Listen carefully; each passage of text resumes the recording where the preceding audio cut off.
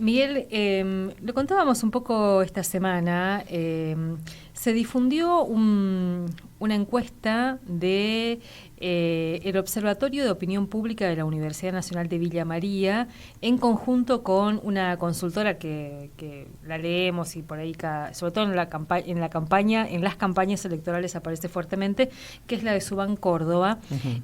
sobre ¿qué piensan, qué pertenencias partidarias, ideológicas, un poco así en términos más generales, tienen las juventudes y las Ujú. jóvenes entre 16 y 30 años?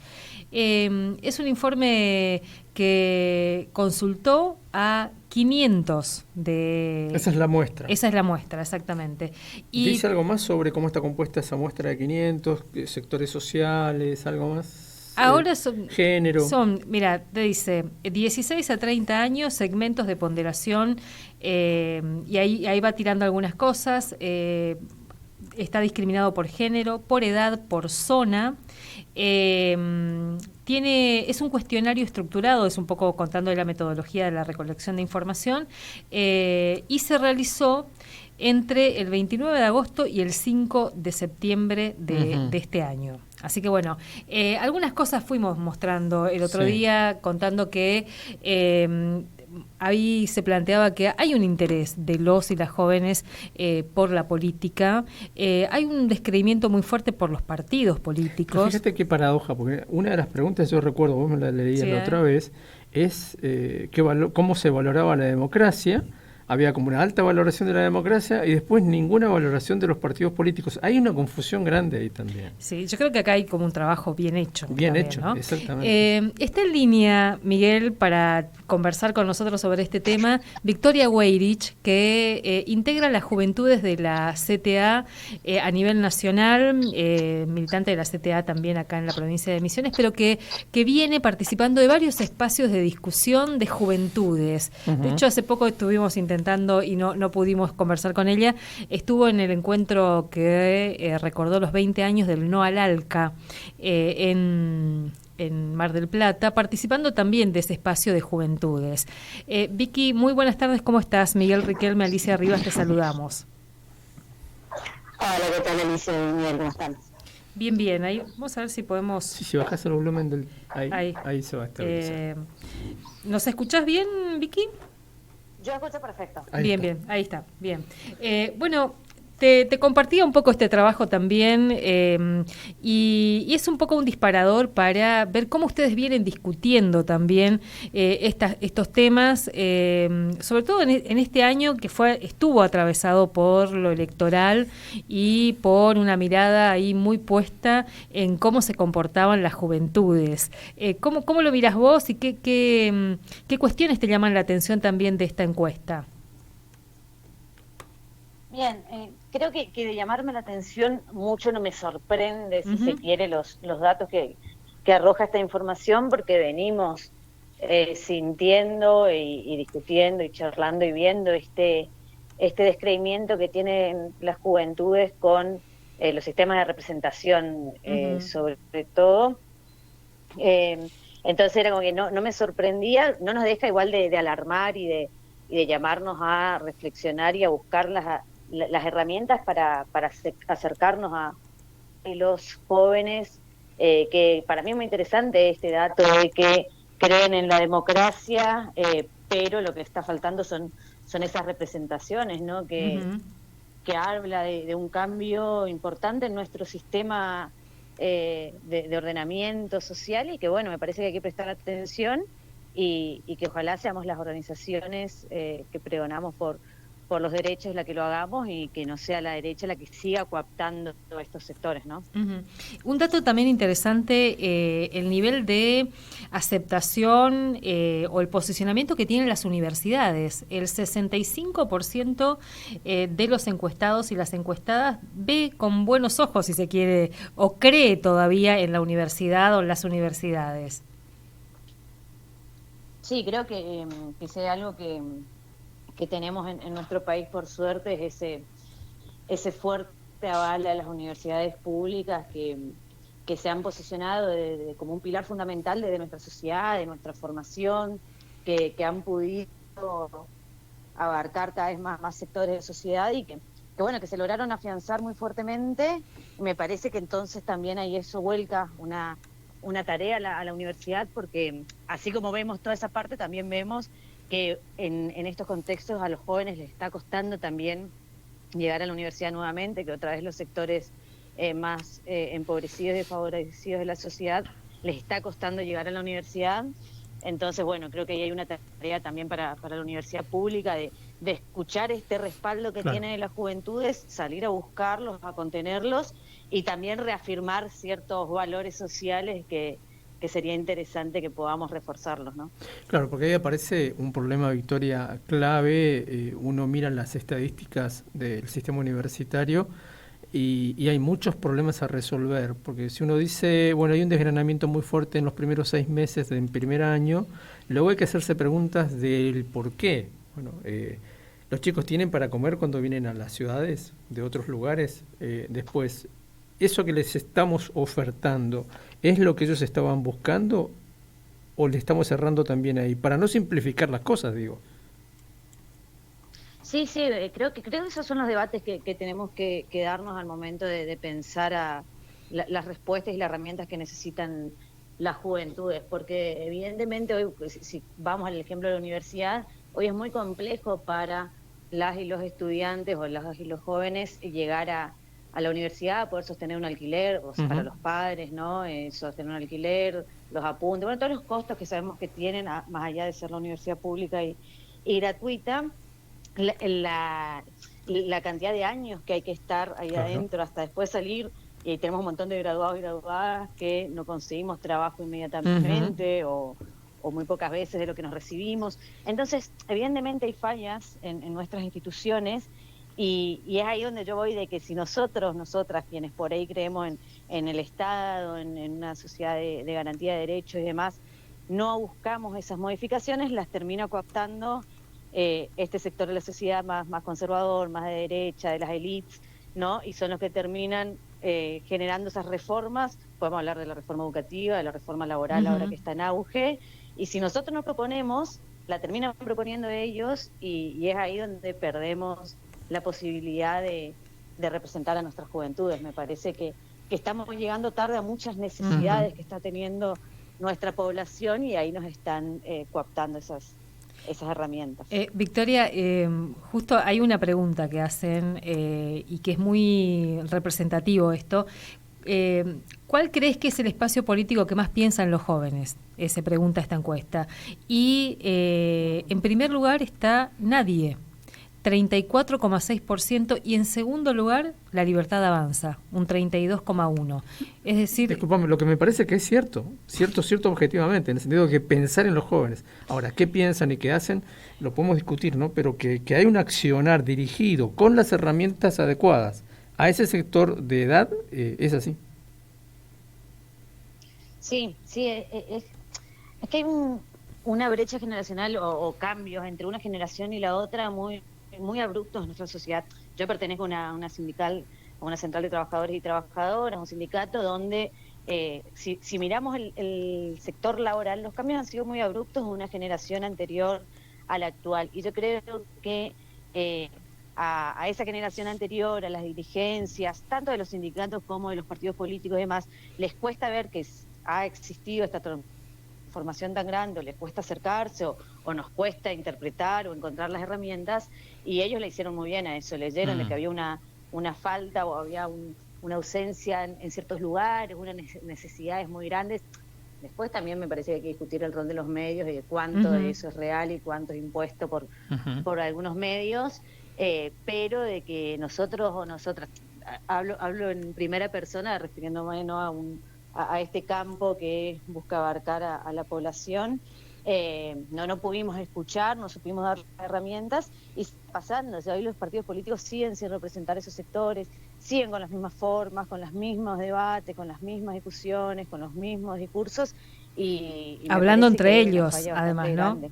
Hablando entre ellos, no hablando con... Sí, no acercándose, porque yo también ya estoy más lejana de ese sector, ya me pasé los 30 un par de años, Y nosotros con los jóvenes de la CTA discutimos que hasta nosotros tenemos que acercarnos a generaciones un poquito más chicas también, o a métodos de trabajo, toda la cuestión digital de los nuevos trabajos tampoco están incluidos dentro de nuestro sindicato, y tenemos que salir a buscarlos y a escuchar para ver qué está pasando y a partir de ahí pensar ideas, ¿no?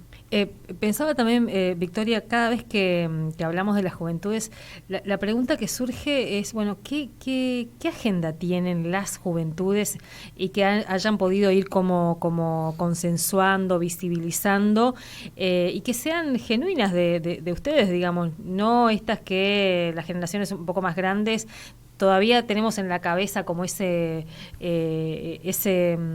modelo o esos temas que eran propios de nuestra generación. ¿Cuáles son y dónde se discuten además esas agendas? Yo creo que hay una arista importante para investigar ahí o para adentrarnos, que es la salud mental, que me parece que nuestra generación ha puesto sobre la mesa el debate respecto a la salud mental. Y lo ha hecho también respecto al disfrute, ¿no? Como me parece que nosotros y nosotras, no me atrevo a generalizar, pero intentamos buscar un poco más ese disfrute, esas libertades de poder vivir nuestra vida de una forma más amena, más agradable, con nuestros tiempos de ocio y demás. Me parece que lo estamos poniendo en agenda, pero no estamos encontrando dónde y cómo entra eso en este sistema. Habiendo una crisis bastante grande, porque en esto de ser tu propio jefe, por ejemplo, que empezó a suceder hace un tiempo, es de, bueno, yo manejo mis tiempos, entonces yo elijo en qué momento me levanto, laburo, vuelvo, descanso y demás, pero bueno, dentro de eso se perdieron un montón de derechos que nadie los está abarcando, pero me parece que un poco también pasó por eso, por decir, bueno, a mí el sistema no me va a ordenar desde que me levanto hasta que me acuesto. Me parece que hay algo interesante para indagar ahí. Porque ¿cuál es la propuesta que te decían? ¿Trabajar como esclavo durante 16 horas o durante 8 horas por un salario de miseria? Y ahí creo que la Libertad Avanza conectó con eso, con ese sector que... Sí, conectó en lo discursivo. Después, que ahí es donde tenemos que poder dialogar, porque conectó en lo discursivo, pero después en la propuesta de las reformas laborables nosotros bien sabemos de que no va a venir a dar respuestas a este grupo de la sociedad a favor de sí mismo, sino que va a ir a los grandes capitales, a los patrones, y bueno, ahí es donde tenemos que poder establecer ese diálogo para dar cuenta de eso, ¿no? Porque aparte son cosas que generaciones anteriores ya la vivieron, o quienes por ahí en los 90 éramos o eran un poquito más grandes lo vivieron. Esas generaciones posteriores no vivieron en los 90, ¿no? Estaba pensando, el gobierno brasileño de Lula, por ejemplo, ya planteó a las plataformas toda una serie de cortapisas que hace que tengan que tener una relación más patrón-empleado con aquellos que trabajan en esas plataformas de envíos o de lo que fuere, incluso las plataformas de conductores de vehículos. Es decir, que desde lo institucional se puede. Otros lo han podido hacer. Claramente estamos un poco atrasados en esa discusión, se me ocurre. Desde las instituciones y las organizaciones sindicales lo son, hay que empezar a discutir muy fuertemente esto ya, digamos, y ofrecer alternativas. Sí, ¿no? sí, la reforma laboral puntualmente nos tocó la puerta. Sí. Nosotros y empezaron de nuevo ellos antes que nosotros. Ya viene sucediendo, claro, y ya viene sucediendo en realidad, ya se está dando la reforma laboral en el mundo. Ahora lo que quieren hacer es legalizar la precarización, que eso es lo que nosotros tenemos que impedir e imponer desde los sectores de trabajadores cuáles son esas reformas que pueden dar respuesta a nuestra sociedad. Y bueno, y ahí poder acercarnos a las juventudes, a aquellos que están en estos mundos laborales nuevos, digitales, como también aquellos que están excluidos de los mundos laborales, porque cada vez hay menos trabajo. Entonces también pensar una reforma laboral sin propuesta de fuentes de trabajo es un poquito complejo. Victoria, bueno, te agradecemos este tiempito y vamos a seguir ahí también cada tanto convocándote y convocando, que también es como una interpelación a nosotros y nosotras en los medios, que hablamos de diversos universos y sectores, pero no necesariamente están las voces de ellos y de ellas, así que bueno, seguramente vamos a volver a conversar. Mil gracias. Sí, creo que ese es el primer paso, poder acercarnos y escuchar qué es lo que nos está pasando, qué es lo que le está pasando al de al lado, y bueno, y a partir de ahí con ese de al lado construir las respuestas. Totalmente. Mil gracias, Victoria. Gracias a ustedes.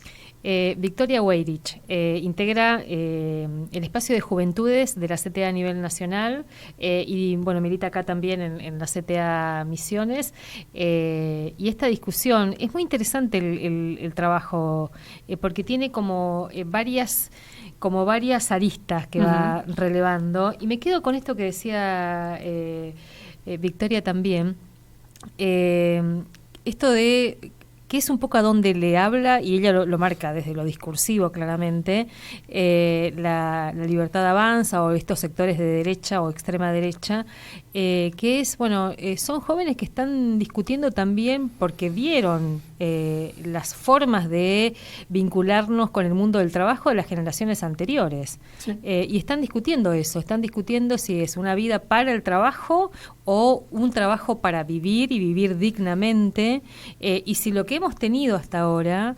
eso sirvió, digamos, ¿no? Y hay muchos que son hijos ya no de una generación que viene de trabajo estable, con derechos, son hijos de generaciones que vienen de precariedad laboral también muy concreta. Sí. Yo me quedé pensando en otra parte de la cuestión, que es, si vos querés, la mirada más pragmática sobre lo que está pasando ahora, porque convengamos que este gobierno tiene un modelo que no está anclado en un modelo productivo, ni de desarrollo, ni de nada. Eso es un modelo fundamentalmente financiero, económico-financiero, anclado en maniobras y conejos de la galera y cosas por el estilo, ¿no? Esto del pacto con Estados Unidos es algo de eso. Imposible pensar que un país como la Argentina, tan grande, pueda vivir, o sea, todos podamos vivir, cuando digo país, todos los que estamos adentro, simplemente del litio, lo que se exporta de ganado y granos y poco más que eso. No alcanza para todos. Del extractivismo. El extractivismo no alcanza para todos. Entonces, ¿hasta cuándo va a poder aquel que llega hoy ahorcado a fin de mes y con la tarjeta debe varios meses de su trabajo soportar la situación? Aquel que tiene tarjeta, hay que decirlo. Bueno, además, claro. Estoy usando ese ejemplo simplemente que es uno de los más frecuentes ahora, pero bueno, a eso sumarle juventud y ausencia de ofertas de toda índole para ese grupo de edad. Esto puede cambiar brutalmente en poco tiempo, ya pasó además. O sea, este mismo tipo de promesas hechas y llevadas adelante de forma más lenta ya no fueron realizadas y los resultados ya los conocemos. Bueno, digo, ¿cuánto tiempo va a soportar el cuerpo social, como se decía antes, este tipo de estrés? De todas las edades, digo. Sí. Obviamente que aquel que es, digamos, un convencido de que los caminos que hemos transitado ya no sirven para nada, no quiero usar la palabra gorila, lo va a seguir siendo. Aún a pesar de los sufrimientos que le toque pasar. Pero hay gente que no ha vivido los más jóvenes, y tengo alguna esperanza en que haya una reversión de este cuadro de situación que se ve. Porque bueno, algo mejor tienen que vivir. Sí. Uno ya está viejo y ya le tocó una parte de la historia, pero aquellos que tienen 20 años, 15, 16, si pueden votar y decidir, bueno, les tiene que tocar una mejoría. Esto no puede ser el horizonte que tengan. Pensaba en eso que ella también introduce, que es la cuestión de la salud mental. Sí. Porque si seguimos con esto que vos planteás, el estrés al que están siendo sometidos, estamos siendo sometidos y sometidas, pero esa franja etaria que tiene una vitalidad, y se supone que es el tiempo de las expectativas, de las búsquedas, de los proyectos, de pensar desde una carrera a formar una familia, de generar, bueno, acciones así muy vitales, están sumidos en una incertidumbre tal, por lo menos visto desde las precariedades en las que viven también, ¿no? Es como, por eso introducir esta faceta o este aspecto de cómo se piensa también la salud mental de toda una comunidad atravesada por estas cuestiones, me parece que es un tema interesante, y ellos lo vienen haciendo también. Vicky forma parte de la red de salud mental comunitaria, que son todos pibes muy jóvenes que están intentando generar una agenda para discutir estos temas. Así que seguramente vamos a volver a hablar. De ese espacio es también Dayana Galeano, esta psicóloga con la que venimos hablando hace mucho tiempo. Es Roberto